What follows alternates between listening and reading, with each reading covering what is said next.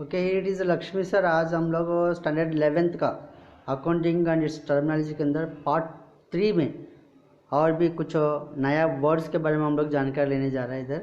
तो पहला वर्ड है डेप्टार्स। डेप्टार्स मतलब क्या होता है? वो उस तरह का व्यक्ति है जिसको हम लोग सामान उधारी में बेचते हैं।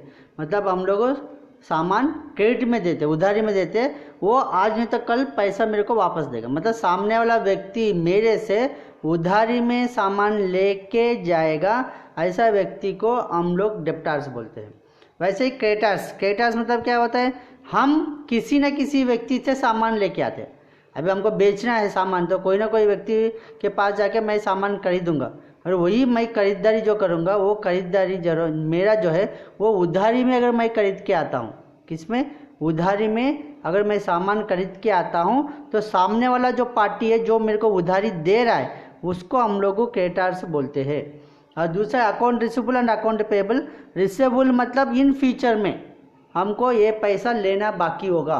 हम किसी को उधारी में बेचा, किसी को लोन दिया, किसी को पैसा दिया, या किसी को किसी न किसी रूप में हमको कुछ ना कुछ पैसा सामने वाला पार्टी से जब मेरे को पैसा लेना होगा, इन फ्यूचर में ये आएगा। ऐसा जो भी अमाउंट्स रहेगा फ्यूचर में आने वाला अमाउंट्स को हम लोग रिसीवेबल बोलते हैं।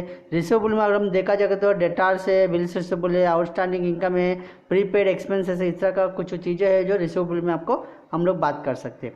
पेएबल अगर हम बात करते हैं तो बिल्स पेएबल मतलब आज नहीं तो कल मुझे पैसा देना पड़ेगा। पेएबल्स में मतलब आज हमने सामान लेके आया, कहीं से भी लेके आया, उधारी में लेके आया, और आज नहीं तो कल मुझे 1 महीने के बाद या 15 दिन के बाद मुझे पैसा रिटर्न उन लोगों को देना पड़ेगा। ऐसा जो भी मेरे को देना बाकी होगा उसको हम लोग पेएबल्स बोलते हैं। फॉर एग्जांपल हो गया आउटस्टैंडिंग सैलरी हो गया, आउटस्टैंडिंग वेजेस हो गया, एक्सपेंसेस आउटस्टैंडिंग हो गया, प्री रिसीव्ड इनकम्स हो गया। ऐसा कुछ चीज़ें हैं जिसको अपन पेएबल्स के अंदर गिनती करते हैं। फॉर एग्जाम्पल ये भी ले सकते हैं, क्रेडिटर्स है, बिल्स पेएबल है, आउटस्टैंडिंग एक्सपेंसेस है, इसको हम लोग अकाउंट्स पेएबल हम लोग ले सकते हैं। इसके बाद हम बात करते हैं वाउचर। वाउचर क्या होता है? एक रिटर्न डॉक्यूमेंट है।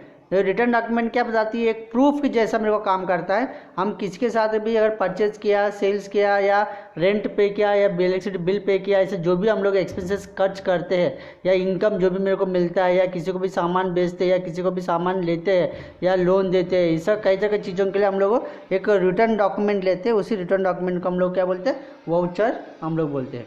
अभी दूसरा है डिस्काउंट अलाउड और डिस्काउंट रिसीव्ड। अगर डिस्काउंट अलाउड, डिस्काउंट रिसीव्ड मतलब क्या होता है? अगर हम कोई भी दुकान में जाते हैं, कुछ सामान खरीदते हैं, खरीदने के बाद वो क्या बोलते हैं? भाई ये 100 रुपये का है, आपको 90 रुपये देना है, 10% डिस्काउंट मैं दे रहा हूँ।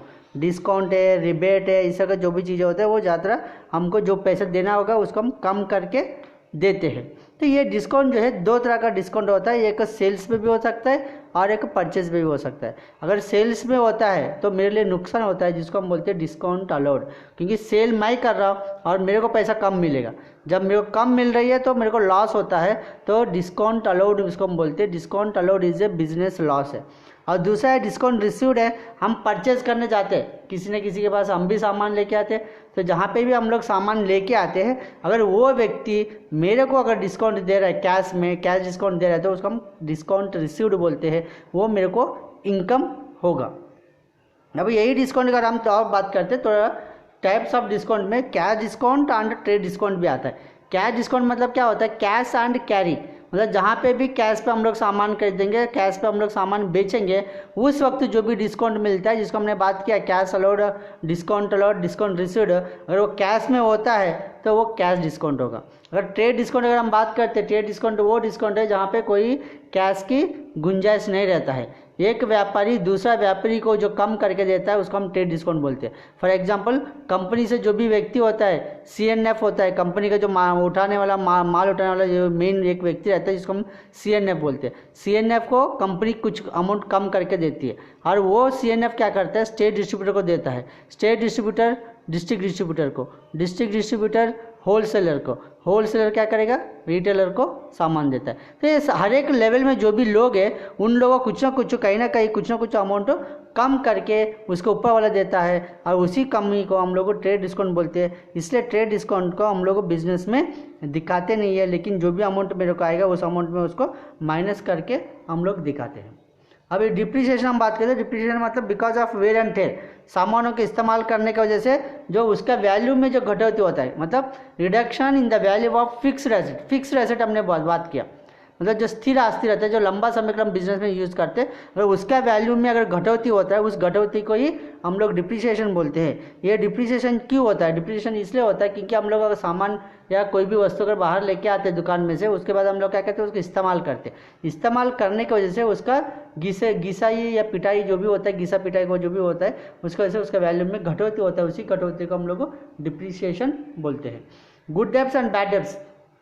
गुड डेब्ट्स वो है जो मेरे को जब भी हम किसी को अगर सामान दे दिया उधारी में, वो कंपलसरी मेरे को पैसा रिटर्न देगा, ऐसा जो भी मेरे को यकीन में रहता है, कंपलसरी देने वाले रहते हैं, उसको हम गुड डेब्ट्स बोलते हैं। और कुछ ऐसा रहता है जहाँ पे लोग पैसा लेके भाग जाते हैं, परचेज हमने सेल हमने किया, सामान लिया और पैसा नहीं दिया और भाग गया, ऐसा कुछ भी लोग होते हैं। उस तरह के लोगों को जो भी पैसा मेरा चले जाता है उसकी वजह से, जिसको हम बोलते हैं बैड डेब्ट्स।